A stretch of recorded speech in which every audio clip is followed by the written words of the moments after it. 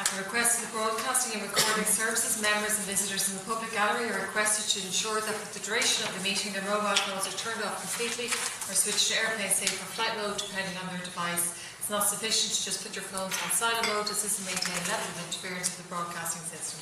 Item number 7 on the agenda today is update of the National Emergency Coordination Group. I would like to welcome to today's meeting from the National Director for Fire and Emergency Management in the Department of Housing, Planning and Local Government, Mr Sean Hogan, Ms Maria Smith and Mr Keith Leonard. Before we begin, members, just a note on privilege. I'd like to draw your attention to the fact that by virtue of Section 172I of the Defamation Act 2009, witnesses are protected by absolute privilege in respect of their evidence given to this committee. However, if you are directed by the committee to cease giving evidence in relation to a particular matter and you continue to so do, you are entitled thereafter only to a qualified privilege in respect of your evidence. You are directed that only evidence connected with the subject matter of these proceedings is to be given, and you are asked to respect the parliamentary practice to the effect that, where possible, you should not criticise nor make charges against any person, persons or entity by name or in such a way as to make him or her or it identifiable. Members are reminded of the long-standing parliamentary practice to the effect that they should not comment on, criticise or make charges against a person outside the Houses or an official either by name in such a way to make him or her identifiable. I'd now like to call on Mr Sean Hogan for his opening statement. Thank you, Chair. I'd like to thank the committee for your invitation to attend today's hearing, and I'm happy to respond to that invitation to address you on the topic of the National Emergency Coordination Group. The National Emergency Coordination Group is associated with our department in its role as a lead government department for a number of emergency scenarios. Our department has led the development of many aspects of emergency management, but it is perhaps most associated with the National Emergency Coordination Group because of things like Storm Ophelia and Storm Emma.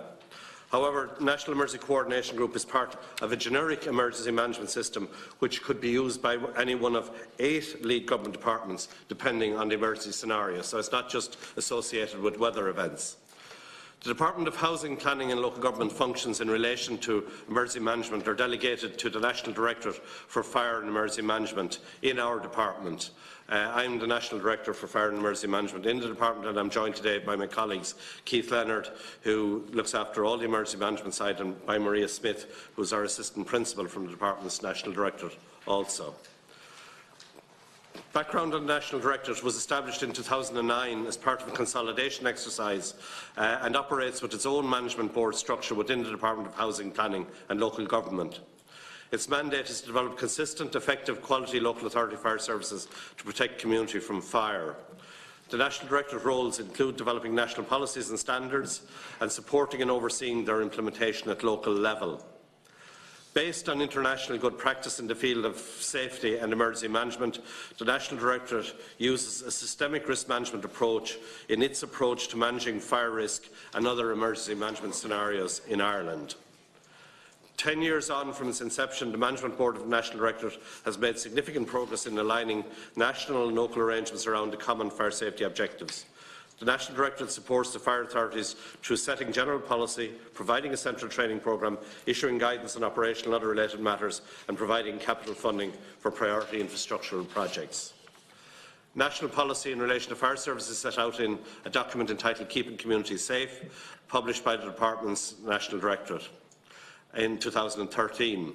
The Keeping Communities Safe policy document sets out the overall approach, the methods and the techniques to achieve the objective of keeping communities safe from fire, and sets out national norms, standards and targets against which local authorities can benchmark their services. Over the course of 2014-15, the National Directorate's Management Board commissioned an external validation group to visit each of the 27 local authority fire services. In April 2016, the Management Board published the first external validation group report titled Local Delivery National Consistency, arising from this work. The report concluded inter alia that local authorities benchmarked their services against the national standards and national norms, and there is now a strong degree of consistency linked to an area risk categorisation process in fire service provision in Ireland, and all local authorities are using or working towards national norms as minimum standards. Practically all fire deaths in Ireland occur in the home, and there has been a strong focus on community fire safety initiatives for the last decade, primarily the fitting of smoke alarms in dwellings, and there has been a consistent decline in fire fatality rates in Ireland over the past decade, We're at a point where, at a 3-year average of 5.3 fatalities per million of population, we're in the league of fire-safe countries, and this is less than half what the fire death rate was 10 years ago. Additionally, the Directorate has played a key role in developing arrangements for emergency management at both local and national levels. The Directorate has led the national level response across government service as lead government department for severe weather to events such as Ophelia and Emma. And today, that is the aspect I'd like to focus on in the work undertaken by the National Directorate in our role as Chair of the National Emergency Coordination Group in recent severe weather events. The National Emergency Coordination Group is not a standing committee. It is activated when the judgment of the lead government department suggests that it is both necessary and beneficial to activate defined national coordination procedures for situations which are or may develop into national emergencies. It is a principle of emergency management in Ireland that response occurs and is led at the level closest to where that emergency occurs. So we're not trying to manage events in West Cork from here in Dublin. The people in West Cork will respond and will do what they need to do. Hundreds of minor emergencies are dealt with every day by our principal emergency services, and not all emergencies require a full national emergency coordination group to be activated. Last summer, for instance, we used a cross-departmental group to manage the drought and water supply during the summer of 2018, rather than convening a full national emergency coordination group. A national emergency coordination group may be convened where a potential or actual national emergency situation is perceived to exist by the relevant lead government department. Emergency scenarios for which the Department of Housing, Planning and Local Government or the lead government department and may activate a national emergency coordination group are severe weather events, which you'll be familiar with, flooding again, which unfortunately we'll be familiar with, major fires, water supply or water contamination, hazardous materials incidents where something happens with hazardous materials, landslides and building collapse and accidental explosion. Those are the list of scenarios for which our department is the lead government department. With the exception of the tsunami and nuclear accident at Fukushima in Japan in 2011, when nuclear safety was part of our department's brief, all of the Department of Housing, Planning and Local Government experiences as a lead government department relate to severe weather and flooding scenarios. We work very closely with our colleagues in Met Éireann, who are also part of the Department of Housing, Planning and Local Government. Met Éireann issue weather-related advisories, alerts and warnings under the well-established traffic light system and for severe weather events. In addition, Met Éireann is currently developing a national fluvial flood forecast and warning system in conjunction with the OPW. In the National Directorate, we work closely with Met Éireann in assessing the potential impact of forecast weather conditions, and we liaise with them practically on a daily basis. Where we judge the situation warrants, DHPLG will convene and chair a National Emergency Coordination Group to undertake the necessary additional coordination of services at national level. All government departments and a range of specialist agencies are required to attend the National Emergency Coordination Group when it is convened by a lead government department. As lead government department, the Chair will decide the mode of national emergency coordination operation appropriate for the circumstances. And this may range from having one coordination group meeting per day to continuous or 18-hour operation within the National Emergency Coordination Centre, depending on the situation that we face. We use the National Emergency Coordination Centre facility in Agriculture House in Kildare Street when we have called the National Emergency Coordination Group. This facility was put in place at the request of the Department in the mid-2000s and has proven to be invaluable, Chair, as a hub for national coordination and communications with the public. The National Directorate team uses a simple but effective national incident management system for managing all emergencies. This involves using 4 boards. We have a recognised current situation which describes whether it's snow or whether it's weather or whether it's fire or transport accident. So that's the situation we're facing. Out of that we extract what the key issues are for our level of coordination. We then establish what the objectives are and what our priorities are, against which we judge all our actions then subsequently to this. So it's a very simple system, generic system in use right across the country by all local authorities, by the HSE, by the Garda, by everybody. So it's a simple system that has been bedded in over the last decade. The National Emergency Coordination Group Chair designates, as necessary, our staff roles when we're in operation, and we review the information, decide the actions and assign tasks. And depending on the circumstances, we're the National Directorate's team. We may be supported by the Department's Management Board and other department staff as appropriate. The National Emergency Coordination Group is the national hub for coordination of all activity relating to an emergency situation.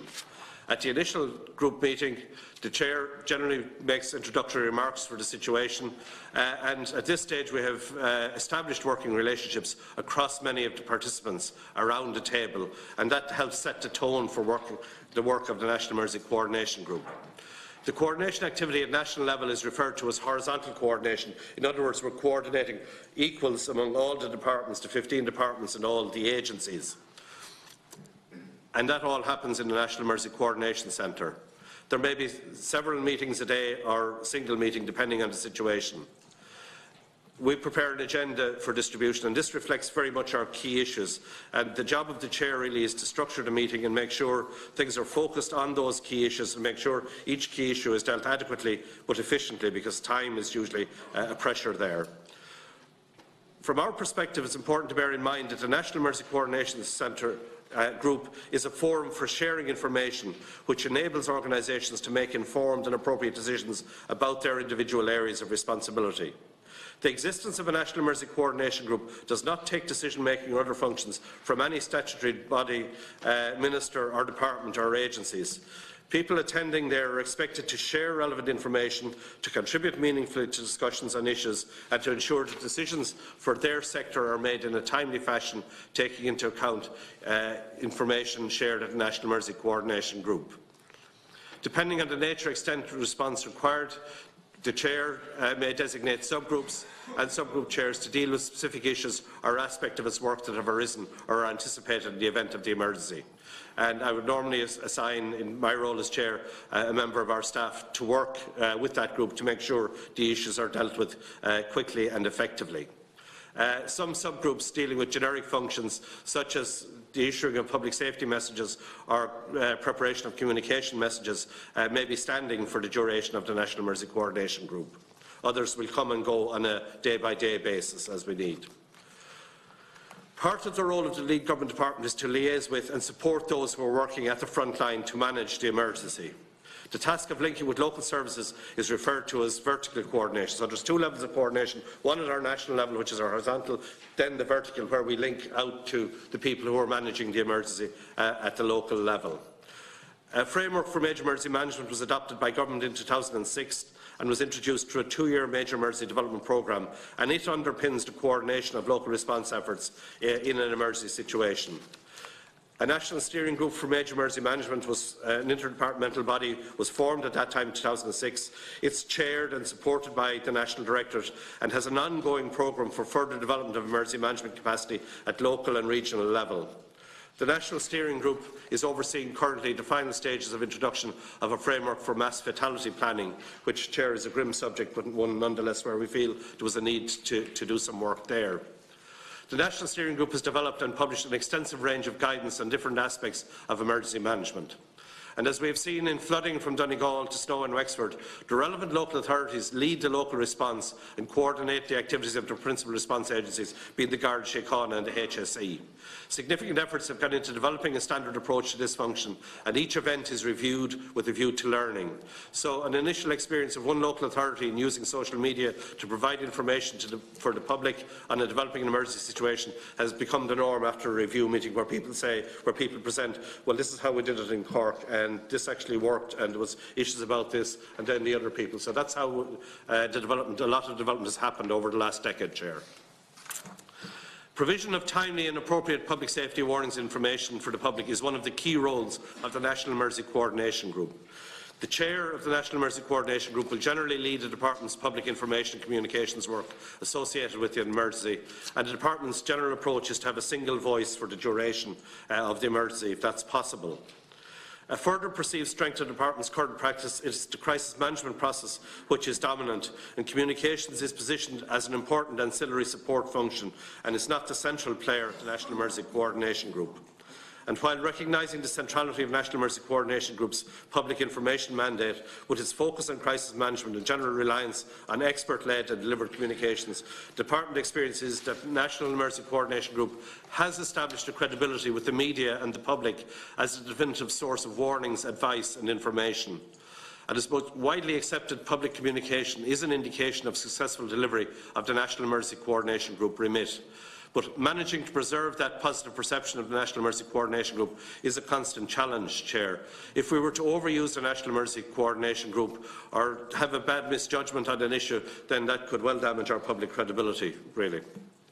Communicating warnings and associated protective actions to the public is a very significant function of the National Emergency Coordination Group. And one of the values of establishing the National Emergency Coordination Group during a crisis lies in its collective consideration of all the issues, and particularly while fine-tuning safety advice for the public, depending on what the situation is. Delivery of public safety messages is achieved through a combination of traditional news media and social media. And I would say that safety messaging is a reasonably well-developed function at this stage, and relevant organisations begin disseminating selected messages in advance of other emergency. Experience suggests that communities and individuals will take the necessary protective actions when provided with timely, credible and accurate safety information. Since we first used the National Emergency Coordination Group approach for the major flooding that happened in November 2009, the National Directorate has reviewed the response to every emergency event where a National Emergency Coordination Group has been activated.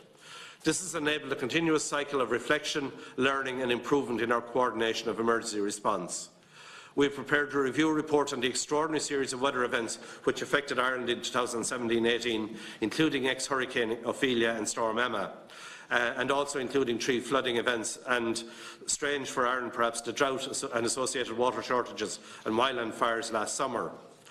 Our overall conclusion, based on the response across the range of events, is that our emergency management system at national level, when linked with the local response, which engages communities themselves successfully and provides adequate warnings and information for the public, is a comprehensive form of integrated emergency management, which is in keeping with international good practice. However, part of the purpose of the review is to identify what we can improve, and we have implemented recommendations within the National Directorate's own remit. We are working with the local government sector and the National Steering Group on Major Emergency Management to implement recommendations within their respective remits. The Government Task Force on Emergency Management is considering currently our recommendations, which have national coordination and interdepartmental implications. So, in conclusion, Chair, I hope I've been able to explain to you the National Emergency Coordination Group, and I look forward to hearing the views of the committee, and I hope I can answer questions you have in relation to this area of work. Thank you. Our first member is Senator Boyne. First, I want to thank the panel for coming in this morning, and I want to thank Mr Hogan there for his outlining his work. And I suppose clearly that gives us a lot of confidence. A lot of issues you've touched on. There are some that you haven't actually touched on, and I'm going to raise them. But I think overall, I think the key thing is, I want to start off by this thing about messaging, because I think you've talked about the importance of communication, you've talked about the importance of messaging, and that expression that you used in your statement there is a single voice. In an emergency situation, the problem is the media are going after it. It becomes the main story of the day. And if you look back on some of the more recent ones, you see that the line can be blurred between the sort of politicalisation of an event and the coordinators, the responders, the people that are dealing with it. And I think that's something that I've noticed. And it's something that needs to be guarded against. And who are the media interested in really speaking about an event? They are in the business of the news. Quite obviously it's factual and it's true. But sometimes they get bored with the same old face. No disrespect to anyone here. And I think it's a very tight line. It's something I think needs to be looked at and kept constantly constantly monitored. Because we see that politicians, leading government ministers out, and the event suddenly becomes all around them and their response. That's not necessarily the right thing in an emergency response. So I don't necessarily want to draw you out any more than that to say it's something that I've noticed. It's something that I'd like to think that you were keeping a close eye on, because you do need a single coordinated voice in terms of response. Can I just ask you 2 questions really? One in relation to your experiences with the local authorities. We have 31 local authorities. I'm not too sure, as being a member of one of those local authorities in the past, how well equipped they are to respond. And how do you do dry runs? Do you audit those systems? Are they robust enough? I'm suggesting to you that some of them are not robust enough. But that's really a matter for you. You're the professional people, and I want you to tell the committee how you're engaging, how you're monitoring, how you're auditing their capacity and ability to respond. And there are various needs and various responses. So I'm going to say something you didn't deal with at all here today is major maritime emergencies. So if someone lives in a port out in Dunleary, what is the response? It may be very different to someone who lives in the Midlands in County Laois or Tipperary. So we need to look at that and how well equipped are you, or do you cover that area? We're an island nation. Clearly, major maritime potential issues could happen there, and we need to know about them. There are other environmental issues that I'm not too sure how you interface with major environmental challenges and emergencies. So you might share with us your experience in terms of how robust these 31 local authorities are.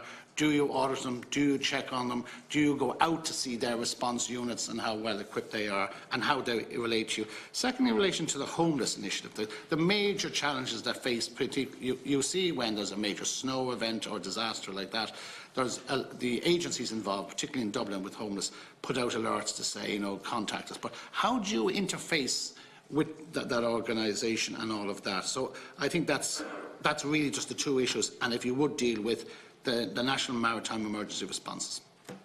Mr. Hogan. Okay, thank you, Senator, for those points and questions and issues, and I will try to deal with them as best I can.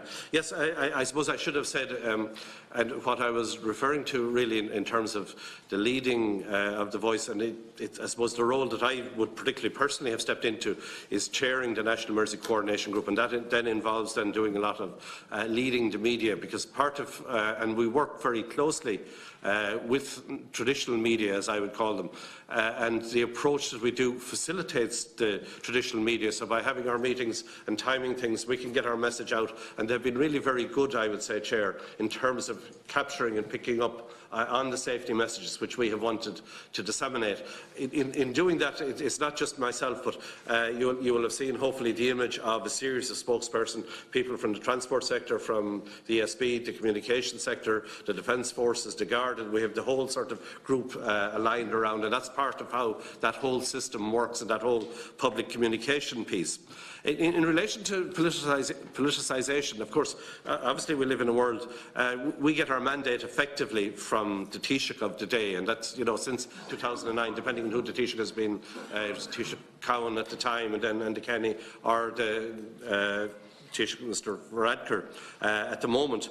They really give us the mandate, and that's why I think part of our coordination has been so successful, because we have a strong mandate to do what we do. That gets the 15 government departments in there in full tilt and doing what needs to be done. So that political piece is very, and at the early stages, Senator, I would suggest it would be normal in our world for Taoiseach and our Minister, as the lead government minister, to make statements, and indeed for other ministers, because, well, what we do is we coordinate. So, but you take the severe weather events, they impact hugely on the transport, so we rely hugely on our transport colleagues who are there with their full things, and at times it would be appropriate for the Minister of Transport to comment on the transport issues, and likewise, again, with, say, the ESB power supply. It's been a big issue on these things. So there is, and it's generally at the early stages, and it's part of getting people's attention that there is, I suppose, a big issue here. And so that's how we've worked. And it is a constant issue as to who and how things are led, and that balance between,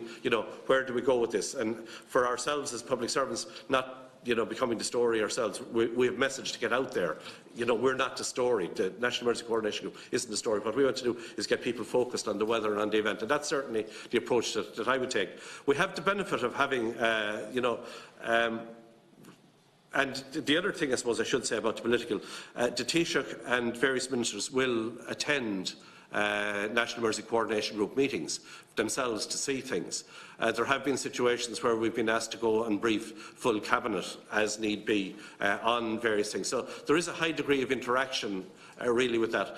But the other group of people who attend our National Emergency Coordination Group are the media people from the various departments. So as decisions are made, we're not having to go out of the room and discuss with how a message is to be formulated. That's part of the formulation of the decision within the room, that's actually done. And that, for me, is one of the strengths, because that enables us to meet in an hour, cover whatever agenda is, know what it is our decisions are going to be. Everybody knows what decisions are going to be, know that this is what we're going to be saying outside. And in fairness to the media professionals who are in the room, they then sort of say, well, look, and this happened to myself, somebody has said, are you going to go out and say that in the 1 o'clock news, so I'm not sure that your decisions need to be revised, sometimes. And that, for me, as an amateur working in that area, is very helpful to have professionals who are observing and who are saying, look, this is not the way to get that message conveyed across. I'm not sure if that deals with the politicisation of that communication one. It's a challenge, clearly. It's a challenge. It's a constant challenge. The world we're in, Chair, I should say, there's a number of constant challenges we face, and there's balancing going on all the time.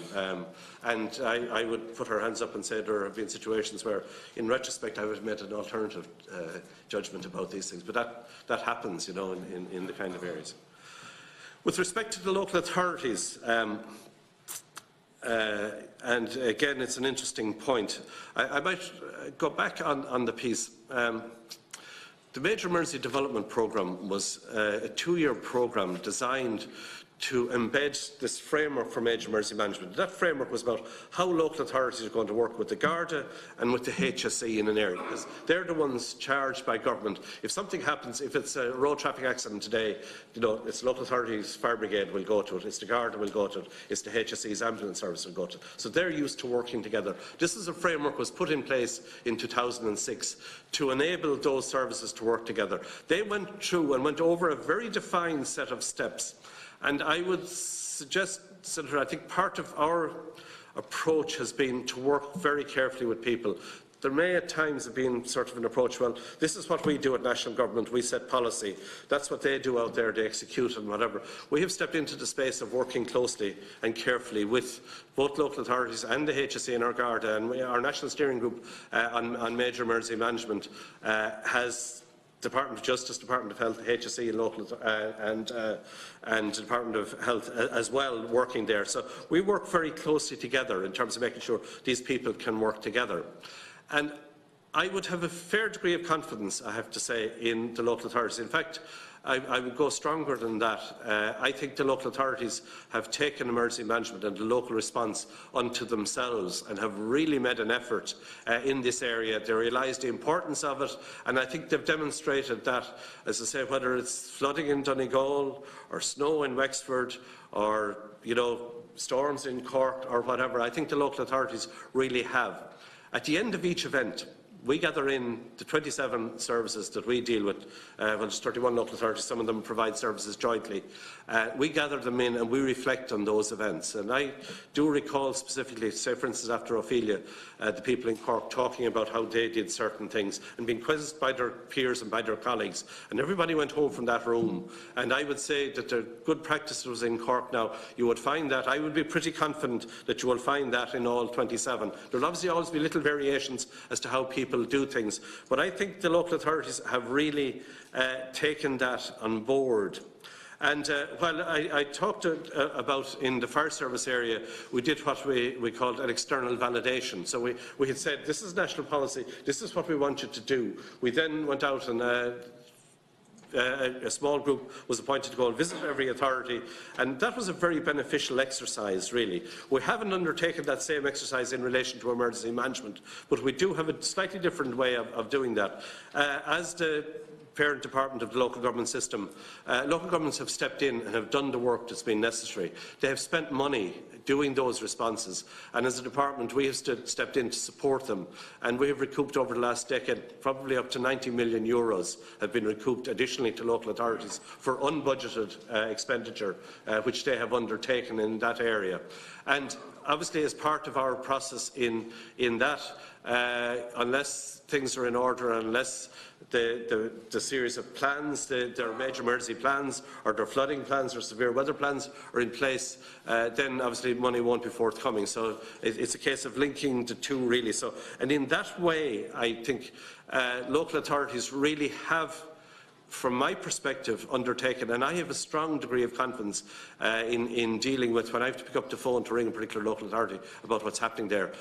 There's a system in place, their local coordination will have kicked in. There's two things, and I would say to you, Chair, over the winter season, Keith and his staff, as the weather events come on, will have practically weekly contact with individuals within the local authorities about their preparations and about, you know, are we aware of this? This is what's coming on. So we have a high degree of contact. So, and that can militate. And there's a case, I suppose, comes to point. There was flooding in Donegal back in August of 2017. There was some question, should we have convened a national emergency coordination group? But we'd been in touch with Donegal, and we knew that Donegal had mobilised their service as we would have expected them to mobilise in accordance with the national system that was laid out. So we weren't going to be adding any additional value by coordinating or by convening here in Dublin. The people in Donegal were the right people, were in place, in the right thing, doing what we had asked them to do. Later on, 2 and 3 days later, when we got into recovery mode, then we certainly convened here to make sure that all departments are working to support Donegal County Council in restoring the services and restoring areas as best they could in the aftermath of that. So I suppose in answer to your point about the local authorities, in this area, and this is the area that I work with them, Senator, I think I have a strong degree of confidence in the local government system. And it's not just with the executive and the fire service. Our background is fire. My own background is working in fire services, and the fire services have led a lot of the work within the local government system on the whole emergency management. That's their business day to day, is responding to emergencies. They have got in and have learned and lead the whole process really, and that's been, from our perspective, quite a successful piece. But as part of that, again after Storm Ophelia, I'd say the 2 months after that, we would have met through the Association of Irish Local Government. We would have met, I'm sure, probably about 300 local authority members to discuss the response and discuss their place and discuss what things are doing. And it's not that local authorities are accountable to us in the department. The Donegal, as I mentioned there, the first place the Donegal County Council Executive accounts for is in their own chamber. And the members in Donegal County Council met 2 days after, and the Inishowen area were meeting today. So they're the ones to whom the response is, in the first instance, is justified. So, it's not that I'm sitting in the Custom House wondering, will Longford or will Louth or will whatever county. I know how the system works, and I know that the local members will be keeping people to account. And what we wanted to do in our effort was to say, well, this is what the expectation is that people would do, because part of the job that we've done is to present the expectation. It isn't the case to say you have to do everything anywhere, anytime. This is what's reasonably expected of you, and this is what you should be benchmarked against. This is the documents. We have all the documents here. These are the documents we're working to. This is what you're expected to do. And in by and large, to get on with that. And I think, again, Senator, just to make the point, they know now at this stage that they will get the support from national level. And they've got that support, and that's a big help. So they're not hesitant before to go forth and go out, and that, from our perspective, has really helped in terms of. And one last aspect of the local authority piece that I would hope, I think they've been particularly successful at engaging with communities. One of the strengths of Ireland here is the way communities respond here. And I think they do for a number of reasons on that. It's part of the natural whatever, but I think people also see that at national level things are working, at local level things are working. Therefore, communities are happy to see to move in and do whatever they can to help themselves, to help their neighbours. I think that's one of the very positive aspects of the whole emergency management system. And I think the local government system has been particularly strong, and we have further to go on this one. It's one where but there's a lot of work to do about the communities. So that would be my response really on the local authority piece. On the maritime emergencies, yes, interesting you should raise that. Transport emergencies generally will come under the remit of the Minister and Department of Transport. So if it's an aircraft incident or a train crash or a big road traffic incident or whatever the nature of things are, the Department of Transport will be the lead government department.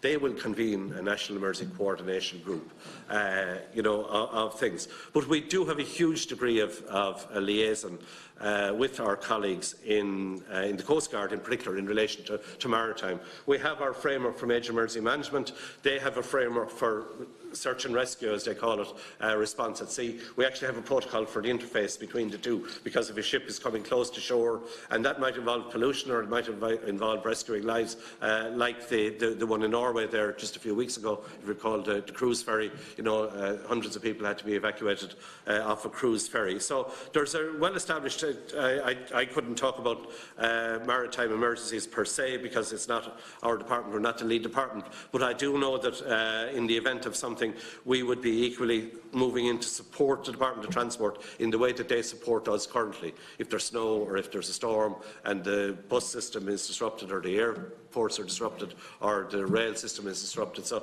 that's what goes on at the moment. Again, Chair, we do a lot of work with our colleagues in the Coast Guard, and our National Steering Group on Major Emergency Management, the Department of Transport and the Coast Guards are part of that group. So we do a lot of our preparedness work there. So while you would tend to see the high-profile National Emergency Coordination Group, I would say the last decade, and characterise the last decade as having had a decade of an awful lot of background work going on with people working together.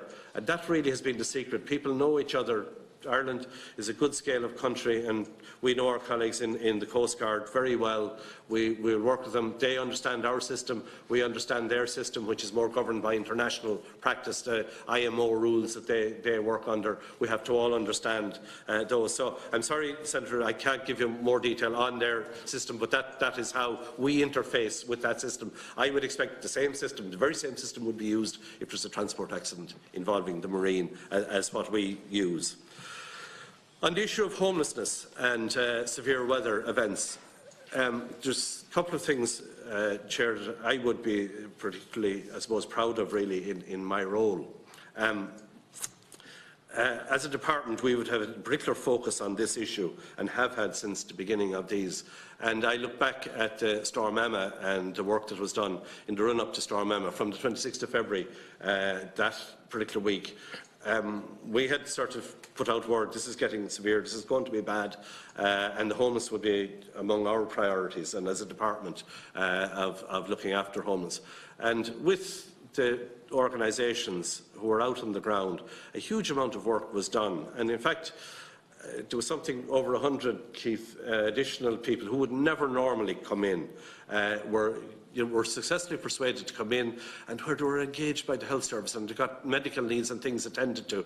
Now, there were still 10, maybe a dozen people who stayed out, who just, for circumstances, as you know, the situations are complex, they simply are complex, and people, those 10 or 12 people simply chose, we're not going in. And the services, and to their credit, were checking on those people on an hourly basis. You know, they did whatever they could for them where they were. So I have to say, Chair, it's one of the pieces that I think I would be best pleased about in terms of as a society and how we responded, and as a department, and how our services, how our local authorities and how the whole voluntary sector moved in on that particular piece. And I just instance the Emma one as the example, because we do know the figures, because as I say, there was certainly more than 100 people who have not engaged with services for an awful long time were successfully engaged. Now, what has happened subsequently and whatever, you know, I can't tell you, but I do know that it was a success, and it was a case of turning, you know, what could be a disaster to an opportunity to actually engage. So that would be my comments really on that. Thank you. You're okay. Deputy Barry. Thank you, Chair.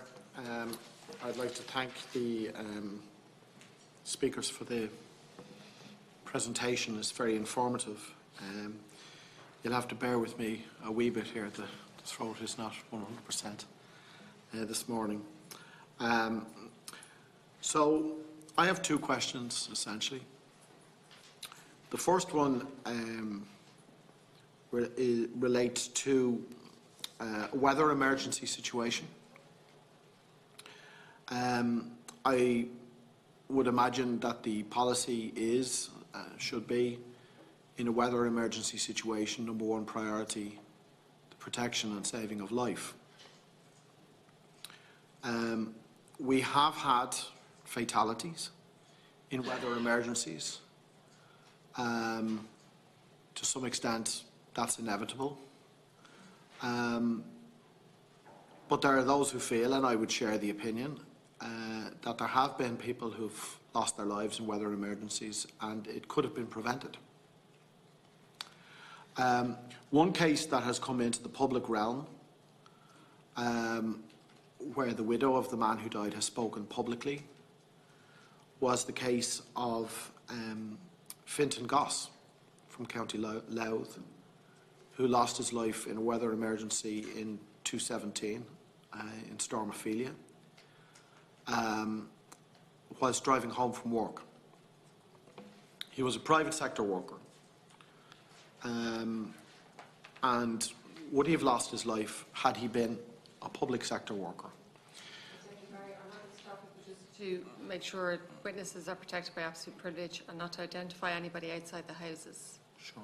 I'm only raising points No, that's okay. that have been raised by Mr. Goss's widow, Chair. Yeah. Right. Essentially, the point here is that there wasn't a shutdown in the private sector.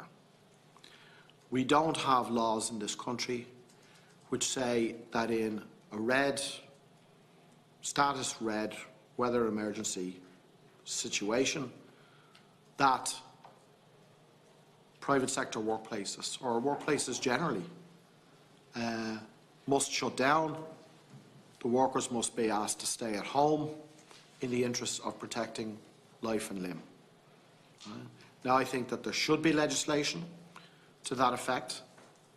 Mr. Goss's widow, Pamela Goss, has spoken out in support of that position.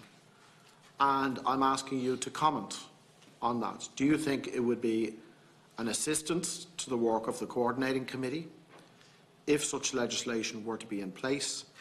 Do you think that it would be or could be a factor which would assist in the saving of lives? The second question is similarly in relation to weather emergencies and the issue that you zeroed in on there yourself, the question of homelessness. And you spoke about the important role played during Storm Emma of the organisations out on the ground. One of the organisations out on the ground assisting homeless people in a weather emergency such as that is an organisation called Inner City Helping Homeless. And Inner City Helping Homeless went public on events surrounding the severe weather conditions that pertained in the capital here on the 26th of February. I'll just check my date there. Sorry, the 29th of January this year. It was a night when the temperatures in Dublin went below zero, freezing temperatures. And the picture that this organisation, which works on the ground, night in, night out, day in, day out, was different from the picture that you presented to the committee 5 minutes ago.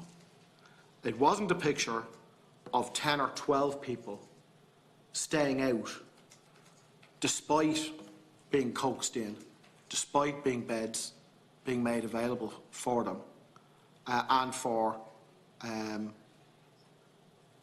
reasons best known to themselves, complex reasons, not coming in. What Inner City Helping Homeless say happened in this city on the 29th of January is they say that there were 86 people that they counted for whom emergency accommodation could not be found during a period of very cold weather, freezing temperatures. Their spokesperson said, and this is a direct quote, "We know for a fact there were no beds available when our teams tried to get them last night." He said people were not told to call back later. They were just told straight no. And that final sentence pertains to a claim that had been made by the Dublin Regional Homeless Executive that some people had been told there wasn't a bed available now, to ring back later and a bed would be available later. Inner City Helping Homeless strongly contested that and said not only were beds not available later, people were told not to call back. And I would ask you to comment on the claims that were made there by Inner City Helping Homeless. This is obviously a vital and a serious question if the #1 priority during a weather emergency is to be attended to, and that is the saving of lives, including the lives of people who are homeless. Thank you. Thank you, Mr. Hogan. Thank you, Chair, and thank you, Deputy, for the questions. There's a number of points, really, and Chair, I deeply regret that there was loss of life during Storm Ophelia and situations there, but I really don't feel that I should comment on an individual situation or circumstance there.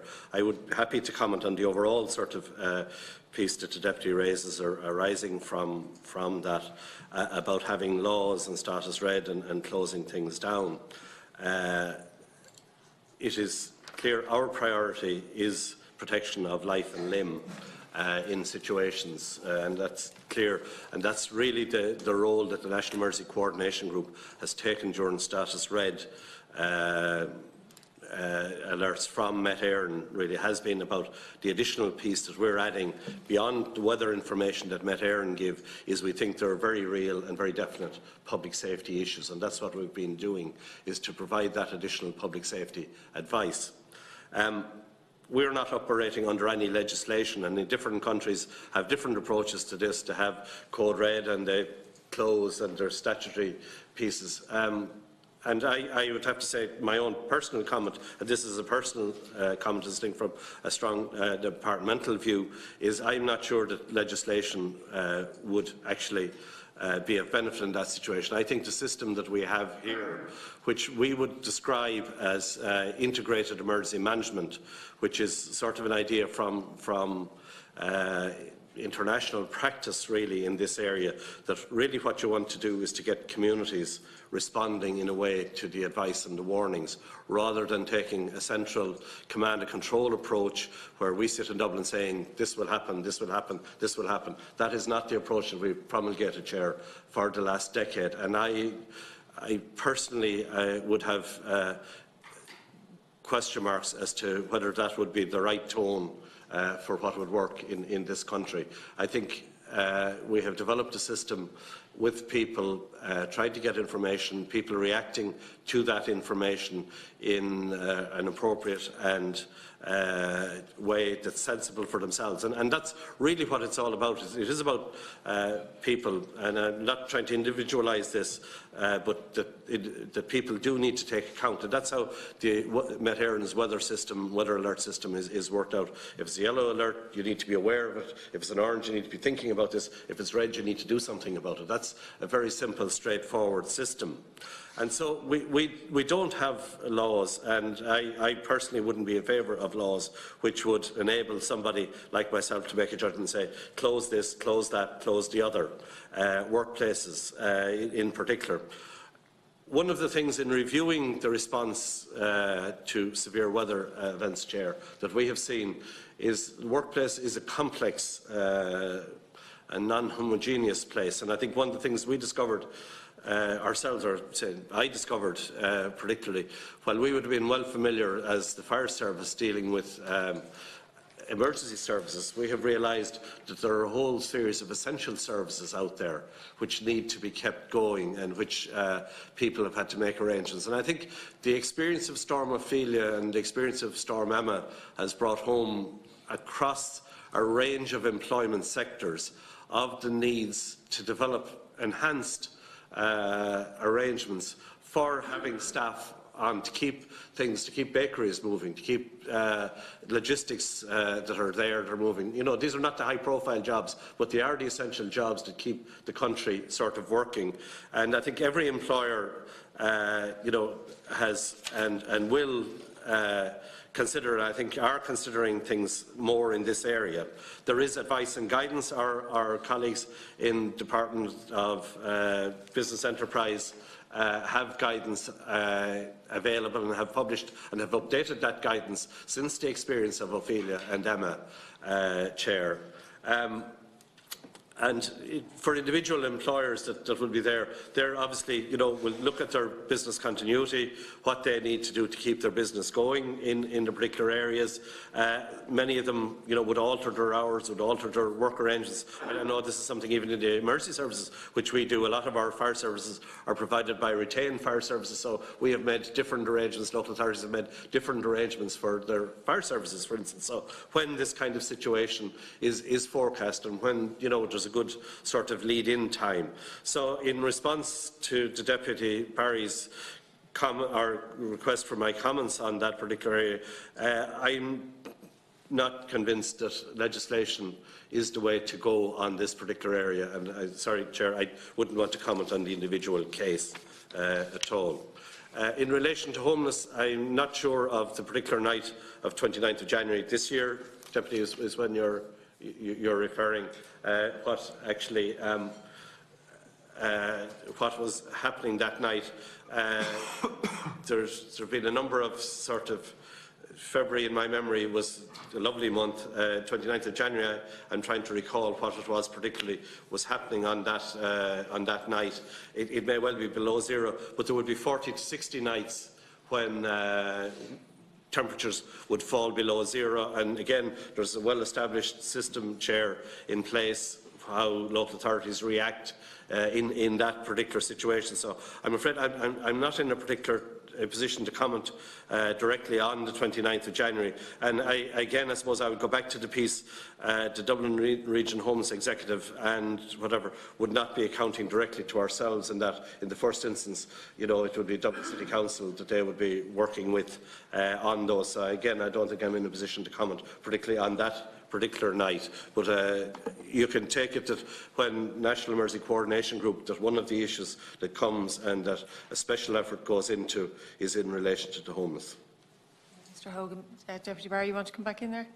I'd just like to come back in briefly about the question of legislation to insist on a shutdown of workplaces in a red alert. So, emergency services need to work. No argument about that. I mean, that's not the issue that's up for debate. Various employments can make alterations. Of course, people can work from home, the hours can be shifted around, etc., etc. However, if you do not have legislation of that type, is it not the case that the employer has the right to call people into work should they so choose?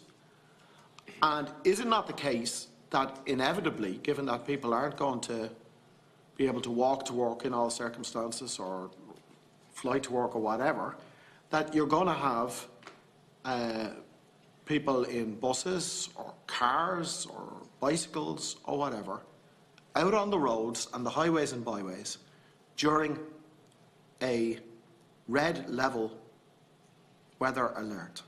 Surely that is not a situation that should be permitted, and surely that is something which action should be taken on. And I'm inviting you to comment on that again, because I was somewhat surprised by the comments that you made there. Your question is very relevant. I'm interested myself. I don't know if it comes within your remit, Mr. Hogan, but you're more than welcome to comment on it or not. Yeah. I'll comment again, maybe to try clarify and explain, I suppose, Chair, for yourself and for the Deputy, why I might be of a particular view on this. And again, without going back into there obviously is existing legislation in relation to people at work, and I would suggest to the Deputy it's not entirely as clear. Emergency services are governed by health and safety legislation and have to make judgments. And by and large, unless there's life at risk, emergency services will not respond, to significant numbers of incidents. No employer is going to put their employees at risk unless there's some reasonable risk or possibility of saving life. And I think that's something that cascades right across. But I might draw out of the experience, and one of the lessons that we would have taken from Storm Ophelia and from Storm Emma is the variation that happens across the country. in conditions, and conditions vary. And I will meet people who will say to me, well, I'm sorry, you were very worked up about this in Dublin, but in Mayo this thing didn't impact at all, or in Donegal this thing didn't impact, it was only like an ordinary sort of day for us. And that's one of the difficulties of having, or using legislative sort of approach. And one of the I suppose, learning points that we would have taken out of and what we're trying to progress out of the two experiences of Ophelia and Emma as red level events is the need to mirror what we do at national level with our local coordinations. We have 30 local coordination centres around the country. We would like those to move to the point where they are, so that the group meeting in Castlebar are assessing the weather and have access to the best information in Mayo, and they're issuing the definitive local advice in the way that we are, because the variation is just huge across the country. Again, with Storm Emma, South Wexford, Wicklow, Carlow, Kildare into South Meath were hugely affected by the snowdrifts. But again, back to Donegal and the West Coast, they weren't impacted at all, and yet the red level exerts. So it can be a bit of a blunt instrument, and that's part of the difficulty I think that we face and would face with a legislative type of situation. As I say, I think all employers at the moment are required by health and safety legislation to obviously consider conditions and whatever, and many I think have developed their arrangements since the experiences of Ophelia and Emma. But I would still have to say that I'm not sure that legislation to enforce that or to insist on closing of things is or would necessarily be of benefit to public safety, which is the piece that I suppose really we're considered most about. Where there is a possibility of guidance or additional guidance for employers, that's obviously something we're pushing with the Department of Jobs, and I say they have certainly done that. Again, as to whether people consider that appropriate or relevant or effective, that's part of what emerges really. Mr. Hogan. Deputy Casey. And thanks, Sean, for his opening statement. And I suppose it's 10 years now since the National Emergency Coordination Group has been established, and I suppose over that 10-year period you can see a more professional approach coming to it. So by making that statement, I'm probably answering another question I'll be asking you later on. My first area I just want to focus in is in relation to the whole fire service area throughout the local authorities, because we would have had, regretfully, a few significant incidents in Wicklow. And you say that the fire authorities setting general policy, providing central training, issuing guidance, operational and other related matters, and capital fundings and infrastructure projects. How is this progressing since it's been taken at a national level as opposed to a county-wide level and the level of services? And you go on and say that each local authority must benchmark itself in relation to that standard. Like, is that benchmarking available publicly to see how each local authority is progressing, and how far off are the local authorities in relation to reaching minimum standards and national norms, just specifically on that? The second thing is, and I suppose I said in my opening remark there, I'll probably answer this. I assume you review after every event, you review and you analyse and you learn the lessons from it, because clearly I can see as every event progresses you see a different approach, and I think a more professional approach, so I welcome that and acknowledge it. Just in relation to, and we touched on it slightly, is in relation to Met Éireann's red, orange and yellow status warning, and how do you feel it's working out? Even Wicklow had, I think, a yellow warning last night for snow and frost, and I don't think it materialised at all. So maybe just a general comment on how you think that's working out. And I fully understand that from a national point of view, it's very hard to make a national call for the whole country, because every county is different, as we can see. Just in relation to, and Mick mentioned on it, and as an employer myself, I would probably be coming from the other side, but from Mick's point of view, how am I exposed in relation to workers if I try and insist in a red warning, insist that they come into work and something happens? Am I liable, or am I exposed in relation to that call? And just something that came up a number of years ago was the whole footpath liability. And the mixed signals that was sent out in relation to if you went out and you cleared your footpath and you didn't do it correctly and somebody came along and slipped on it, you were actually liable for that. And maybe, I think there has been, that's been cleared up now, but maybe just some clarity around that.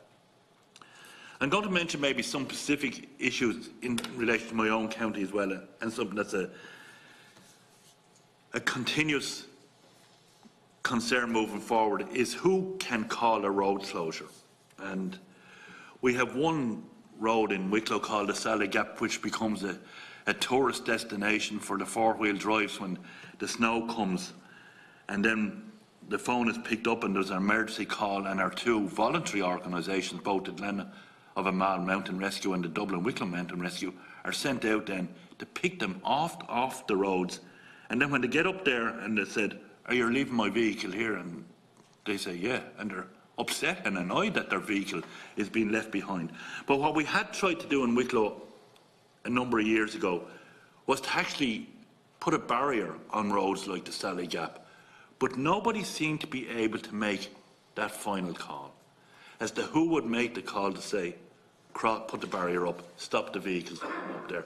And it sort of fell by the wayside, and now we're back in the same situation where all these cars are going up, as we call them, tourists, snow tourists. And just your views around that. And again, moving on, I suppose, a bit from that, again, is when we had the severe snow last year, and we're beginning to work a bit towards a more coordinated approach of how we clean the roads afterwards, especially the local roads as opposed to the regional roads that are not cleared. Is there a need now for a policy, a national policy that each local authority can roll out, where they can engage with the farming communities and other communities that have the equipment lying in their farmyards that can go out and clean these roads up immediately once the council say, "Listen, it's gone beyond 3 days now, we're not getting to it, we need to get these roads cleared." We're working on a county policy in Wicklow, and it has sort of been a hit and miss, but it is beginning to work. I'm just working, do we need something at a national level that can do that? The local authority is never going to have the equipment to clean all the roads. That's the reality. So we have to find some other way of doing that. And I think we have indeed, in Wicklow in some way, gone some way down that road, engaging farmers. But I think it could do with some national legislation, because some farmers feel that they're exposed then if they damage the road, or you know yourself what can happen there. And Senator Boyan mentioned the political interference in the whole thing, or political love bombing, as sometimes I would like to call it. Maybe we might all, if we were in that position, like to get on the national television with our hard hat and a high-vis jacket. But sometimes I think it takes away from the key message. I think. And I fully accept that they're entitled to be there and there's no point there, but sometimes we see them a little too often, and maybe they're just, as I say, love bombing the whole process. But I'll wait for your response on that one. Thanks very much. Thanks, Pat. Mr. Hogan. Thank you, Chair. Thank you, Deputy. Yes, I suppose in your opening sort of commentary, you said over the 10 years you see the more professional approach after each event, and I would concur. You know, I think each event we do take something from it. I mean, if we went back to the first cold events, and there was 2 of them in 2010, really, and you know, you've talked about things. We've come a long ways. Back then, the roads that were the priorities, you know, we were making them up on the day. Now they're a published list in each local authority. These are the roads that we do, and we also have 200,000 tonnes plus of salt now in storage, which I regret to say we didn't have in 2010. So things certainly have moved along, and each event, you know, we learn some new piece, or there's different dimensions to it that we try to do and to try get. Now, there's still an element of judgment involved in sort of all the situations, Chair, and you know, that's part of the difficulty. And by definition, when the situation, as the Deputy Casey has described, when local services are, by definition, almost overwhelmed in this situation. There is going to be prioritisation, there is all the things that go with that, and those are important factors to bear in mind in terms of managing events. I mean, nature can be, sometimes we expect our lives to go on, but nature can be very,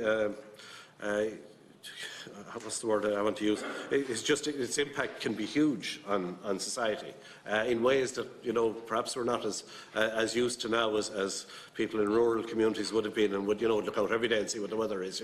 When many people live in urban areas, nature can impact in a way like that. And there is a level of uncertainty and associated with severe weather events, and we rely on Met Éireann's forecasts, and they rely on international systems and its global weather situation, But we have seen and watched storms coming up across which suddenly track a little bit to the right or a little bit to the left, which impacts greatly.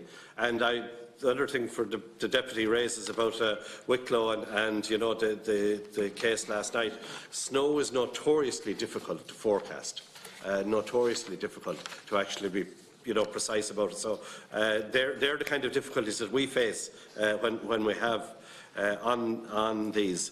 Going back to your questions, fire services in the local authorities and how are things progressing, each local authority should benchmark itself. Yes, and in fact they did undertake, and that was the purpose of the external validation group, was to go around and see that each fire service had benchmarked itself against the national standards, against the national norms, and that was published as a report, the external validation group report in 2016. We did not publish it in the format of league tables, but it was addressing particular themes, and one of the themes, and you mentioned Wicklow, and when you mentioned Wicklow Fire Service, it comes to mind the tragic loss of firefighters in 2007 there, as there was also a firefighter and a guard killed down in Foynes that year at a road traffic accident, and so that's one sort of very big in all our minds. So subsequent to that, I would say a huge amount of work went into the health and safety area in the fire service in Ireland, and one of the things that external validation process was going to check that all the pieces had been done by all 27 that people were required to do to meet their statutory requirements in that. And I'm happy to say, Deputy, that one of our fire services is the national winner of an award on health and safety, the NISO Health and Safety Awards at the moment, and that's based on the system which we've put in place and developed. So I would, again, the information, that report is certainly public. It's on the record here in terms of what has gone on in the fire service. In terms of reviewing after each event, yes, you mentioned about Met Éireann and the things, and Met Éireann have made significant changes in the last 10 years also. The introduction of the colour-coded, advisory, alert, warning system really has brought home to weather. And I think we probably have a much bigger consciousness now of weather now than we did have a decade ago. Events could have come and went and we wouldn't have been so sure about them. Whereas now I think we're much more, and certainly from our perspective, in terms of getting public engagement, I think that from our perspective, the Met Éireann system is much advanced. And I know, as I say, we work closely with Met Éireann. Met Éireann are constantly reviewing their system, how they do and what warnings they issue. And there's been question about, well, there's multiple warnings going on. If it's a storm, there's going to be a rainfall warning and a wind warning, and it can be yellow here and orange there and whatever. And people can be confused effectively. So how do we, it is all the time about communicating with the public. Personally, I think it's been a huge step forward.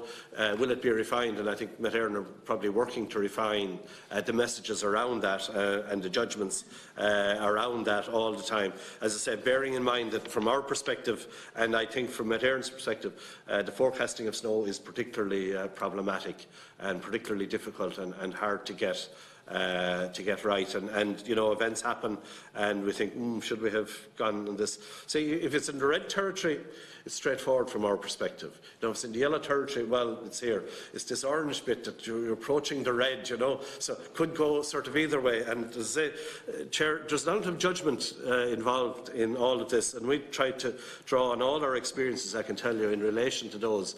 Do we get them right all the time? No, I don't think we do, and we miss certain things, and we probably overcall in other areas, and that creates its own sort of problems. As an employer, you mentioned your concerns about liability and whatever. I suppose far be it from me to come here and sort of to talk about liability issues and give legal advice on those. But I think, and in fairness, I think we would have seen and working through our colleagues in departments of Jobs, Enterprise and Innovation, a huge effort went into working with the employers' organisations, in terms of the advice that's available. And it is about giving people advice, because there's a judgment to be made at your level, at the end of the day, as to what you need to do and how essential things are.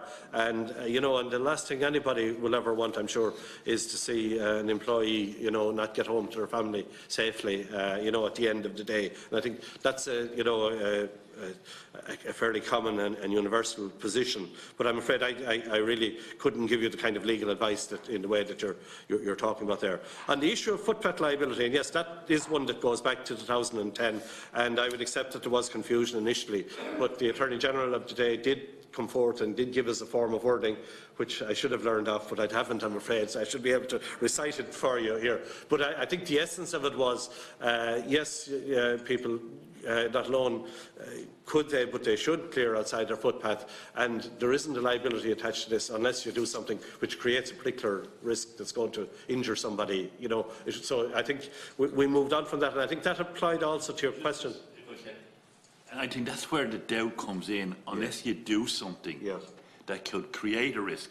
Now, we all know when you try and clear snow, you do leave ice behind because you can't. Yeah.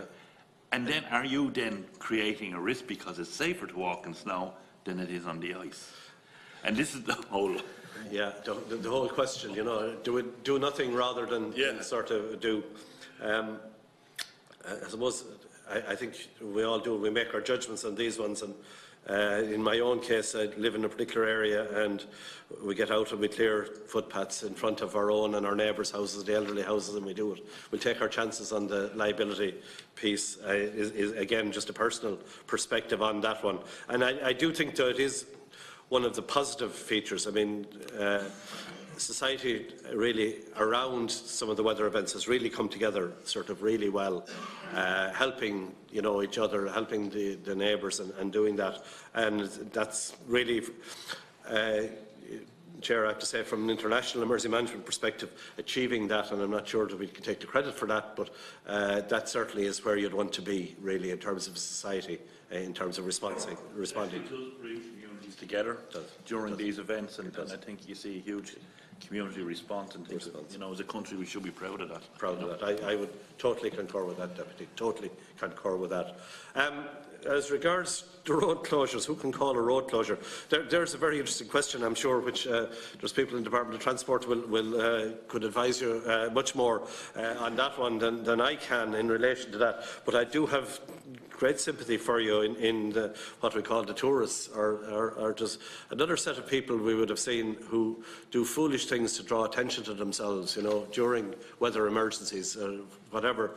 And it really is very galling for people working in the emergency services, and particularly, as I say, for voluntary services. Now, I would say to the Deputy that we learn more, Chair, from working with people like the mountain rescue people around here about how to do coordination rather than how to do command and control.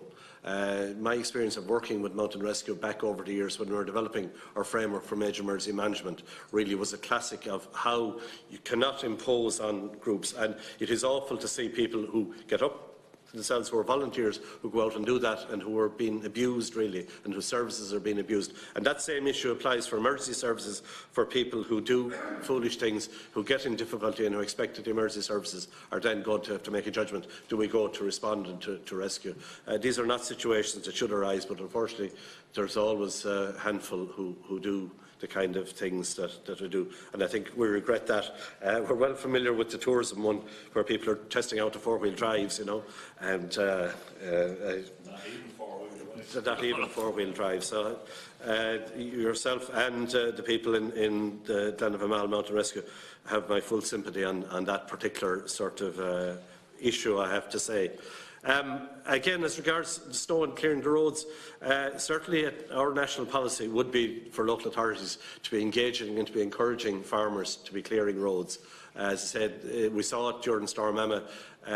I would say, I think, Keith, and we did some detailed studies in a few of the counties, perhaps the local authorities themselves and with their contractors cleared approximately 50% of the road. We think about 50% of the roads in some counties were cleared by farmers using their own sort of gear. So that certainly would be our approach on the policy. And local authorities are leaving in those areas, there's particular hills where they leave little dumps of salt now, which are used. So there's a lot of things like that that have improved, I think, greatly again since 2009, 2010. We didn't have the salt in 2009, 2010 to be leaving little dumps, but we do now. So I think that piece, and working with farmers and the machinery that they have has greatly improved, really. And I think we see that both in all sorts of weather events. Again, during the storms, you know, an awful lot of roads were cleared by people taking out their own chainsaws and moving the trees and whatever, as well as, you know, the local authorities will focus on the main roads first of all and get things like that done. So there's an awful lot of work that goes on in that. On the last issue that Deputy Casey raised in relation to the political, from my perspective, it's not interference, Chair. It really is a case of, you know, we take our mandate from the political system. We get our mandate to do what we do. It's a balance always, and I would say my experience of working with various Taoiseach over the years has been, you know, this is something I think that works well.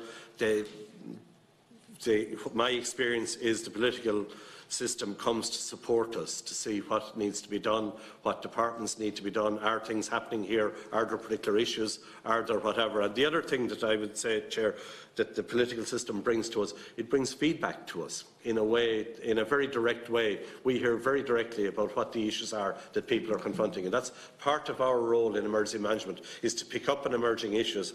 And frequently our political people will be among the people who will be first to pick up on issues. So we're very glad of that as a feedback, and I wouldn't want to underestimate that sort of aspect of the political dimension. I think that happens at both local level, where councillors do that within the local authorities, but equally at national level, ministers and other deputies certainly provide us with a sense of how things are, and if we get that sense, then we can start to address them. If we're carrying on blithely, unaware, you know, we're missing the point. Part of good emergency management is picking up those emergent signals. Pat, do you want to come back on anything, or are you okay? I'm okay for the moment. Deputy O'Brien, have you any questions? I don't. Just to make one comment, often we're very critical of the people who come into this committee, and we give them a relatively hard time. Not well like that, but in a good way. That's part of our job. I have to say, my experience both of the emergency service workers on the ground in the county, but also of your own coordination team, leaves very little room for criticism at all. Like, I share some of the comments that other members have made, but they're more criticisms or questions for government in terms of legislation or politics. The handling of the last 2 or 3 really big weather events, certainly in South Dublin County Council, what I saw in terms of the interaction between yourselves, the fire and ambulance service and the local authority was pretty exceptional. I think it's very encouraging to hear you say that there are some things in hindsight you would do differently, but that just means you're learning from your experience. And I also think your emphasis on coordination rather than command and control is very welcoming. But really just, I suppose, and I'm sure this is something all of the committee would wish to express, to commend both yourselves but also all of the emergency services in all of the different divisions that you work with, because while there have been fatalities, and unfortunately in extreme weather events they can't be avoided, I've no doubt we have far less fatalities as a result of the work of your own team and the workers on the ground. So just really to commend you and to encourage you to keep doing the work that you're doing. Thanks, Chair. Thanks, Owen. And I'll just come in at the end of Owen there, because just a couple of queries I had, just in light of Brexit, and I don't know if you'd be able to answer this, that where we get our gritting from, and with the meteorology head is in Reading, I think, just outside London. Will that have any impact on us here? We're rattling our brains to see would it or wouldn't it, and I suppose you're the best person to ask in that situation. I concur with what Deputy Casey says about Sally Gap. And again, Salton and Galway, I think, was another place where people were swimming in the coast. It's, you know, some people do stupid things at very dangerous times and put other people's lives at risks. And, you know, all you can do is warn people. Yeah, just want to quick maybe follow up. And some of the decisions, and I'm going back to my time when I was a councillor in relation to responding to severe weather events, is knowing whether the funding will be there to react or not. and because you know the cost of engaging in some of the responses can be quite significant, and sometimes there is a delay there. One thing I looked at when I was a local councillor is we always put winter maintenance aside in the budget anyway. And some years we have a good year and we don't use it. And sometimes I think, is there a case to be made that the winter maintenance budget is ring-fenced and kept there? And it goes back to the thing, if you don't spend it, you lose it. This madness, do you know what I mean? And I always felt whatever the winter maintenance should be kept there and rolled over if it's not used, and rolled over. And then you have a pocket of money in reserve when you hit the severe weather event, where then you know you have the resources there to call in the emergency service or whatever extra expenditure. Just a point, Chair. Thanks, Pat. And just in relation to how far I think we have come is unbelievable. And I just to draw on personal experience, in 2010, I was only about 3 days home from Holles Street at my second child, and it was shut down in November up until like 2 days before Christmas, and then shut down again. And how far we've come in those 8 years is unbelievable. And I really believe that we have learned from each event, and the messaging that has gone out, and warning people, and even from, if we take our political hats off and put my parent hat on, even in the last event, to be told well in advance that the schools are being closed rather than 8 o'clock that morning, you know, that really helps families plan ahead, plan for the day, childcare, work. The earlier we know, and sometimes we can't know that early on, but it was really beneficial the last time out to know the afternoon beforehand that the schools weren't opening, just on a complimentary basis. And just something that was brought to my attention by a member of the team here. Do we look at other best practice around the world? And I think in Australia it was mentioned that they use a text messaging services, and I don't know if we've looked at things like that. I do think the messaging is really good around this, the communication piece is really good around this, and everybody is glued to the news to find out what is happening, or listening to the radio or online. Would text messaging be another tool that could be used to get the message out to people? Thank you, Mr. Thank you, Chair. First, could I just thank Deputy O'Brien for his comment there on that. And I suppose, really, if I might make one comment just in response, and as well as thanking you, Deputy, for that, that we've had the privilege of leading, I suppose, a huge effort, not just at national level. I mean, I would particularly highlight the work the Departments of Transport, the Department of Communications and the ESB would do, our colleagues in the Department of Justice and Health who are in with us, as well as other departments, you know, the Department of Education. And again, you know, the lessons learned there, like the decisions about the closing of schools, I would highlight were classic of how things should be done this time. But, you know, and it is the Department of Education makes the decision there, but what we do is we present a set of information. Here's the information from Cork. This is what's happening during Ophelia down here. This is the ESB saying what the situation is around the country.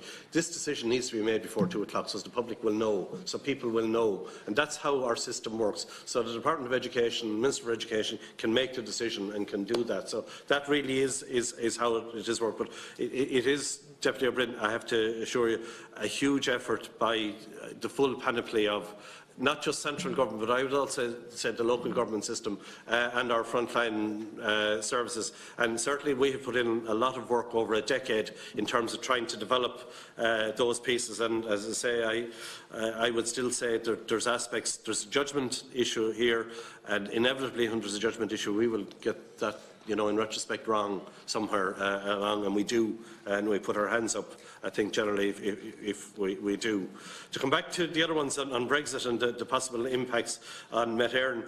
Met Éireann, I'm happy to say, and I don't want to speak for Met Éireann, another part of our department, but they use, they're part of the international system, the European Medium Weather Forecasting System, which is a European-based system. They're not dependent on the UK and on Reading for all the pieces here. I think they're well ahead, and the developments that have taken place in forecasting certainly give us a good deal of confidence. 10-day forecast, and there's a high degree of confidence around that forecast at the moment, and that's the main one in which we rely and on things. And you know, weather is a global system; it's not depending on country boundaries, and so the modelling is done on that global sort of system.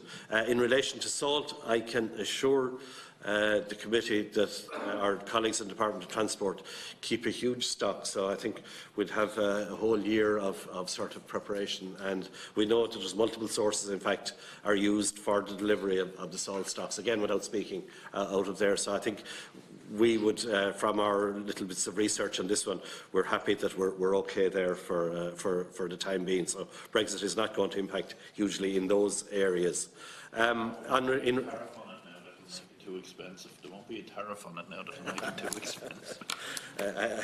No, I wouldn't want to comment on that now. But in relation to funding generally, and I do take the deputy, he raises the question about the delays, and you know, again, we'd have to put our hand up on that one. Sometimes there isn't a dedicated fund that we go to draw on, no more than whatever. So we have to look around the department and try find whatever the money is. And that can be significant. One of the years, I think the maximum that we had to find was 17 million, which is a significant sum of money. We've had to come back here yourselves to seek additional funding, you know, at the end of the year. So sometimes we're holding sort of things until the end of the year to see how things do actually fall out. So we would put our hands up for some of the delays, but we have succeeded in getting that. There's a whole series of debates, Chair, which have taken place about how you fund sort of extraordinary events like this. I think nobody likes to have a budget line there unspent coming to the end of the year, and the fear is that if there's a budget there, can we not use that for something else, a priority here that goes. So there's been a lot of debates about that. From our perspective, we have sort of succeeded in establishing a norm and succeeded in being supported, and so I'm speaking again on a very low level one, which is ourselves and the local authority, us as a department, you know, supporting the local authorities. Our system has a little rhythm about it. It may not be perfect, but we're fairly sure we'll get there. We will get the money to them. There may be some delays, which is less than ideal, in that if something happens at the beginning of the year, local authorities will have spent their money, and you know, there may be budgeting and balancing issues there, but that really would be where we go. In relation to your own questions, in relation to best practice and things like that, Chair, I would emphasise that everything we do and we have done is based on a systemic approach to risk management. And that's something that's international, derived out of the whole space programme, and that's something that we have taken, that risk management approach, for both fire services and for emergency management. So everything we do is based on that. We work very closely with, there's a master's programme in emergency management in DCU, again for the last decade, you know, which has produced graduates which are now dispersed across the system. So we have a huge understanding of when we talk about systemic risk management, and that's a huge benefit and a huge piece.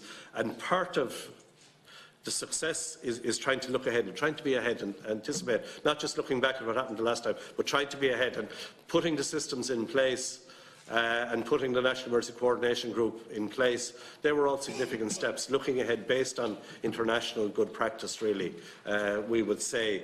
In relation to the specific of the text alerting, yes, and the technology changes almost from my perspective as a person of, you know, a certain generation, you know, this is new, but in the 5 years that we have been doing, the last 5 years, people like ESB Networks and Met Éireann report the difference in how people are accessing their information now to what they were, not 10 years ago, but 5 years ago, is huge insofar as the use of social media and whatever. And so, again, I for someone like myself, I only sit in awe looking at people like Met Éireann and ESB Networks in how they manage that whole social media piece and how, but that's how people are doing communication. So I think moving on to text alerting, and in certain areas, and there are certainly, I know work is going on, and the whole communications area, you know, each of us has our own, but we all use the Tetra radio system among the emergency services now, across all the emergency services, and so there's steps going on all the time, and I know work is going on. Our colleagues in the Department of Communications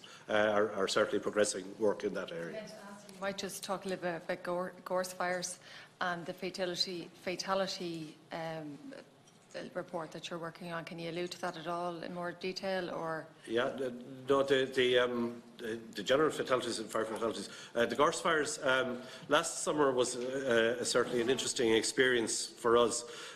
You know, there was drought conditions really for an extended period, and that did develop into a significant wildland fire issue. That wasn't the only issue. We were managing water supply issues with Irish Water over an extended period. Fire services were dealing with a huge number, about 150 gorse fires a day at one stage during the pieces. We had fantastic support from the Air Corps. the airport or Air Department of Defence colleagues in relation to that during that particular period. And the reality, and Deputy Casey will know this in Wicklow, you know, gorse fires or forest fires such as down in Killarney, they're almost impossible to extinguish. They self-extinguish. You control them a little bit, you know, whereas the helicopter provided the opportunity to actually impact. But serious damage was done down in Braehead and down around and around the whole sort of area there. It is a big issue, and you know, we had to, I suppose, our job was managing the available resource, which is the helicopter at national level. Does it go to Laois today or to Wicklow today? And how do we manage all that? This kind of piece was the bit that came for us. Sorry, Chair, you raised that issue. The other issue that Can I just finish on? Can I just commend you on the drone footage that you were using in relation to coarse fires? And I know it's more prevalent probably outside Dublin, but in the Dublin mountains around Tignock and places like that, there was huge issues there last year, and the fire services were unbelievable in that area. Sorry, you mentioned the drones. The drones actually caused problems in Bray with the helicopters being able to operate. Had to be stood down, yeah. Yeah, they had to be stood down on you know, so while we all accept technology, there's another side to it that can actually impinge on the services getting there, which is something that we probably do need to look at. And Chair, I might emphasise the wildland fires is not strictly a mountains and rural sort of issue. We would have very grave concerns that, you know, there's areas along even within urban areas, you know, where if they take fire, there will be smoke issues, and people who have health issues will be badly affected. So we had done quite a bit of work with our colleagues in public health around that particular issue at the time, anticipating that that might happen. You may recall that down in Galway, there was in the Cluj Valley, there was extreme forest fire, and that did affect Galway City. The smoke was coming in the right direction, brought that into Galway City and affected people in the city. So it's not a remote sort of urban sort of dramatic thing at night time out in the country. This can affect population, and those all have to be managed. Now, I'd say, again, there's a general approach on these things. This is not just a fire service working on its own. For the wildland firefighting, the people involved would have been obviously led by the fire services, National Parks and Wildlife, OPW, our colleagues in the Department of Agriculture who are doing the warnings, our defence colleagues. So you see a multi-agency approach on this, and that's the beauty of coordination. You bring people together, you establish what the issues are rather than people working, and then you can say, well, this is what we're going to do about this, and everybody knows that. So that coordination approach, it may not always at national level, but that's a coordination approach which is embedded across a lot of areas of emergency response now, and I think it shows at times, and where it does, it works really well. For me, the biggest and best example, really, I would have said, was after Storm Ophelia, when, you know, there was over 300,000 customers without electricity supply. But to watch GSB Networks, and one of the things went out was water supply went out, Irish Water working together with the Defence Forces and with local authorities to respond to that is probably as good an example of coordinated response and prioritising and getting things done. And they were able to do, you know, their expected response times. And again, we never heard of those 10 years ago, whereas now that has become the norm. The expectation is when the electricity supply network is down, the expected response time for your area is 2 days' time, 3 days' time, you know, or back in 12 hours, depending. So those are the kind of progress and pieces of progress that are actually made in the area. Thank you, Mr. Hogan. Victor, you want to come back in? I just really want to ask a supplementary question to my earlier questions. You might just talk to us briefly about your engagement with the National Radiological Protection Institute that sort of operates now under the umbrella of the EPA. So just really, it's a particularly important area, of course, in any risk or crisis. You might just talk to us. How do you relate to that organisation and share some of that with us? Richard, did you want to come in on something there, did you? I did, yeah. An absolutely critical part of having effective emergency services is having the fire services properly equipped. And I had fairly shocking representations in the last 10 days or so from firefighters who told me that the Dublin Fire Brigade fleet is absolutely substandard. That the vehicles are way too old. that they wouldn't be put on the road by fire services anywhere else in Europe, where there's very strict standards about how old fire appliances can be. I think the standard in most of Europe is, I think a fire appliance should be on frontline service, I think for 5 or 6 years, and then reserve for another 5 or 6 years, and after that it shouldn't be used at all. But that in fact, many of our vehicles, possibly half of the fleet in Dublin, is older than that. They told me really alarming stories and showed me video footage, actually, shocking video footage of leaks coming out at the back of fire trucks from pipes, near electrics at the back of the trucks, of lights, side lights, strobe lights not working. Apparently these are still on the road. Of compartments at the side where locks were broken and they were springing out.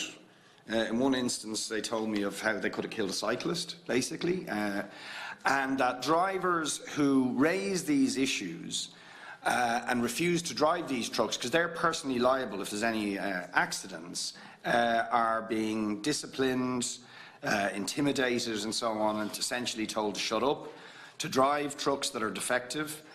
And I don't know whether that coincides also with Deloitte report that came out earlier this year, which said there were major criticisms of the procurement policies of Dublin Fire Brigade in terms of where they were getting, the money being spent for second-hand vehicles in England, apparently. Quite a few of the vehicles that we have in the Dublin fleet are second-hand, bought in England, rather than being new vehicles up to scratch. And Deloitte was very critical of the procurement policies of Dublin Fire Brigade in their report. So I just wonder, are you aware of any of these concerns, any of these problems? Would you have any comment? Because, if our fire equipment and fire appliances are seriously substandard and defective, the best laid plans in the world for emergency responses and emergency coordination could come badly unstuck. So I'd just be interested to see if you had any comments on that. Thank you. If I can go back to the radiological one first. I have a keen personal interest in the whole issue of nuclear safety and things like that. I would go so far as to say, Chair, the system that we have in place now derives from our experience of the National Emergency Plan for Nuclear Accidents and the development of that has taken place. The idea of a National Emergency Coordination Group first emerged from that National Emergency Plan for Nuclear Accidents. That became part of our department's remit at a certain stage.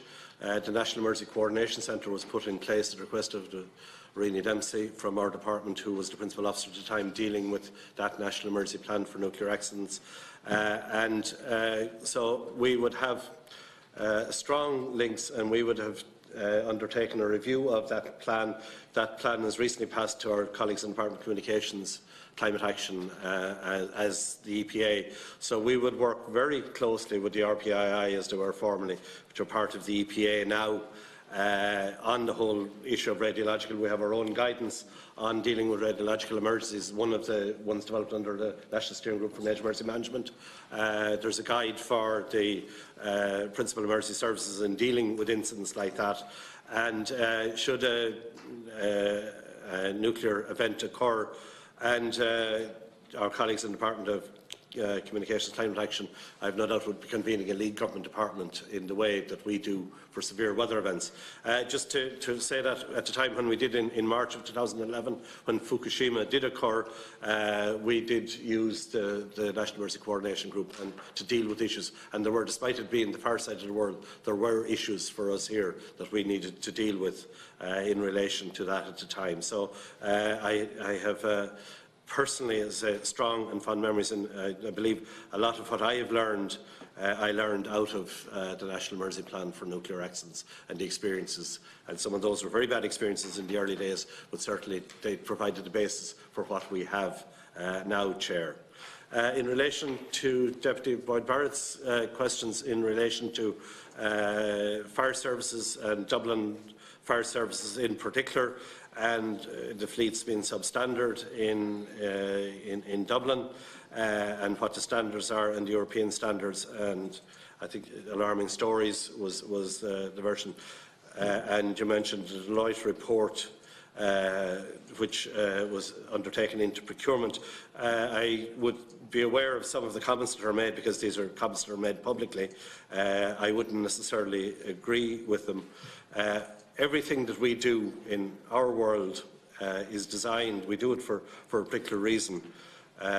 Chair, we ask people who work in fire services and other emergency services to do a difficult and sometimes a dirty and sometimes a dangerous job on behalf of society. Everything that we do in terms around coordination and in terms of developing the service is designed around supporting those people in undertaking those roles. It is the main motivator of the people that I work with closely and the people who lead the fire service across the country, because we have our 218 fire stations out there. They respond to probably about somewhere in around the region of 30,000, maybe slightly less than 30,000 incidents typically. That's been falling. The number of incidents that they attend is actually falling, just a steady downward decline on that. In relation to our service, I say our service is well described, and all the issues and aspects of it are described in the various fire services reports that have been done back over the years. In relation to procurement of fire engines, our department supports local authorities in terms of purchase of fire engines, which typical fire engine that you see, what's called a Class B fire engine that you'll see driving around, would typically cost somewhere 350 to 400,000 each. We support, and there's a programme in place. I know that for the Deputy, I wouldn't have exact figures, but I would suggest that it probably of the order of each of the programmes Dublin Fire Service would get, there would typically be 20 frontline fire appliances in Dublin. They would get 3 in each of the programmes, and would have got 3 in each of the last 2 programmes. We're currently part of an OGP framework in place for procurement of fire engines. Specialist fire appliances, things like turntable ladders, are extremely expensive, not just to purchase, but also to maintain and to operate, depending on the crewing arrangement in relation to those. They're infrequently used. Firefighting in high-rise buildings is generally done from the interior and housing from exterior. Nonetheless, one still maintains a fleet of, in the country, we have a fleet of high-rise or of aerial appliances used for firefighting. I wouldn't have information on particular appliances in Dublin at the moment, or what's in, but normally there would be 2 aerial appliances on the run. There's probably 2 spares, I would expect, in Dublin, which would be on the run, are available to go on the run if the others, because these are not just things that you wait for them to break down. The hydraulics in these are subject to routine maintenance programmes, so they're taken off the run routinely. They're like aircraft. They're taken off the run routinely and serviced and maintained in relation to that. In relation to stories about appliances and difficulties with drivers, again, Dublin Fire Brigade, will manage their own pieces. I wouldn't be aware of the detail of what goes on. There are sometimes difficulties and issues arise within fire services across, not just in Dublin, but right across the country, which are management issues within the pieces, but we're not involved directly in those. We use our grants, such as we have available, to support the priorities of the authorities themselves in terms of what they want to purchase. Do we purchase everything for everybody that everybody wants? No, we don't. People need to prioritise periodically as to what they need to buy, and we would rely on the management of Dublin Fire Brigade and Dublin City Council, their judgment in relation to this, Chair, in relation to what they would like and seek as their particular priorities. for the areas. Was there anything else? A brief supplementary to that. You see, look, I mean, if it is the case, as is being alleged to me, that the Dublin Fire Brigade fleet is very significantly substandard relative to what would be the standards and norms across the rest of Europe. To me, that's a very alarming thought. Now, well, if I can just finish the point, okay? Because the firefighters came in to me, gave me very specific detail, okay, about the age of fire appliances. They were like literally naming the fire appliances and how old they were, and that such fire appliances would not be on frontline service anywhere else in Europe because of the standards that are applied, but that they are here. And that many of the fire appliances we're buying are second-hand, so they're starting already quite far down the road. They showed me video footage of significant defects. I mean, another story they mentioned for me was, I think it was a kind of, you know, one of these things that rises up. I don't know exactly what the technical term for it is, where you'd have a firefighter sitting in it for sort of going up, and they had bolted an extra seat on, right, onto it, just on a sort of ad hoc way. Now, these were very worrying things to me, and like, I have no doubt about the professionalism. In fact, I'm absolutely amazed at the professionalism and the seriousness and the commitment of the actual frontline firefighters. So these people take their job very seriously, and they're saying to me that many of these vehicles are unsafe or not up to standard, and wouldn't, that the general standard of the fleet is way below what you would expect elsewhere. And then you have this report, the Deloitte report, which is saying there's no competitive tendering for many of the procurements made by the Dublin Fire Service, stuff being bought second-hand, no paper trails. I mean, these are worrying reports. And I think, what I would call for, basically, is a full audit of the standard of the Dublin fleet. I think that's what needs to happen, because these reports are too serious. And I understand the firefighters I was talking to told me that they've contacted everybody. They've been in touch with Dublin City Council and so on about their concerns about these matters. When they say they're not willing to get into certain vehicles, they gave me stories about brakes not working properly, because, as you say, there's complex hydraulics and so on, brakes not working properly.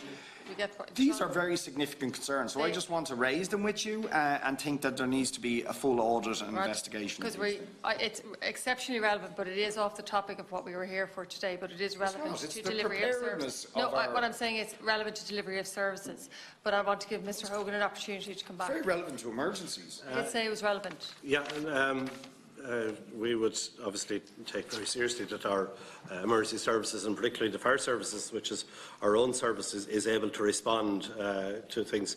And again, through the political system, we get comment and get feedback in situations. But certainly I wouldn't be aware, Deputy, of a view like that of the fire fleet in Dublin or in any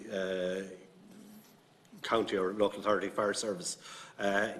It is an unfortunate reality that at the same time as, and I would say in the run-up to the difficult financial times, we had achieved a very significant improvement. And this is something that comes and goes in waves over the years. If you look at it over the decades, our fire fleet was in very good order coming into the things. We didn't have the money to be buying on the scale that we had been buying, but we are back purchasing. And as regards to Deloitte and the purchase of second-hand, I certainly know that all the things that we grant aid are subject to government procurement procedures. They're done now through the OGP framework, so it's not just the pieces that we set on, and on another level people will be saying that we're being too bureaucratic and setting too many standards and too many hoops for people that have to jump through in terms of the tendering process, to which we insist that people go through when we are grant aiding for the appliances. We grant aid the new appliances if Dublin are buying, and I'm not aware of them buying second-hand appliances on a large scale. Occasionally people do, as I say, particularly things like aerial appliances, which become available and people are aware of what's available in the market, and you look at it, it's an economically sound proposition. People do that, and people buy. But in terms of fleet management, and I think what I think one has to bear in mind, that the fleet, and particularly, as I say, the fleets are not being used as much as they would have been traditionally. So the fire fleet is not turning out in the level of count is probably, I would say, less than 30,000, where 10 years ago probably been 50,000 fires kind of a year of responses that vehicles would have been making. I know the Dublin Fire Brigade have their own vehicle maintenance system, in-house vehicle maintenance system. They will know and work with their vehicles and will maintain them. I'm sure that's done to the highest standards. Of the work that goes on. Vehicles will break down, particularly where they're in 24-hour use across shifts, where you have different people coming on to drive the vehicles. Our retained service, you tend to have drivers who look after the vehicles like that. On the 24-hour shift, it's a different system, and there are obviously more issues that arise like that. But I would say, again, without the detail for the Deputy, Dublin Fire Brigade have their own internal system, when probably other counties, many other counties in fact, do that externally now. It's all contracted out, whereas I know Dublin are managing that internally at the moment. Thank you, Mr. Hogan. Have I any further questions? No. Can I thank Mr. Hogan, Mr. Leonard and Ms. Smith for attending this morning, and I don't know about the other members, but I find that exceptionally informative. And can I commend you on the work that you do, and you're right there when we're at home. And we're told to stay at home, and you put your own lives at risk, and we do appreciate that greatly. And it is about the interest of public safety and keeping the country going as well during that time. So can I thank you very much for your attendance this morning, and hopefully we'll be able to have ongoing engagement with you during that process. Members, just before we conclude, there was a letter that was issued that I forgot to put on the correspondence list, and it's just from the department saying that it has published the policy paper directly elected mayors with the executive functions and detailed policy proposals approved by government on the 20th of March. So that's now available. So just say it. That wasn't in the correspondence, but it will be circulated to you straight after the meeting. Sorry. Oh, it's just circulation now. Okay. So this meeting is now adjourned. The next meeting of the Joint Committee will be held on the 17th of April at 9:30 a.m. Thank you.